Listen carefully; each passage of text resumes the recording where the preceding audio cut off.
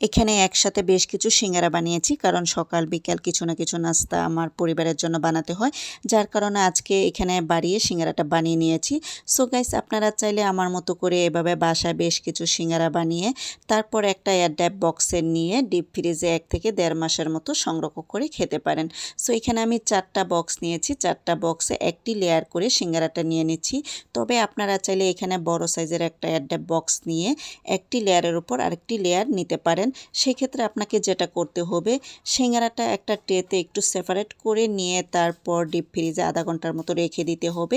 যখন সিঙ্গারাটা হালকা একটু শক্ত হয়ে আসবে, সেই ক্ষেত্রে আপনাকে একটা বড় সাইজের এয়ারটাইট বক্স নিয়ে একটা লেয়ারের উপর আরেকটা লেয়ার নিতে পারেন। তারপর আপনি ডিপ ফ্রিজে রেখে দিতে পারেন।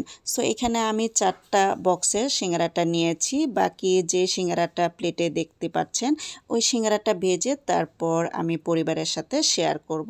ধন্যবাদ।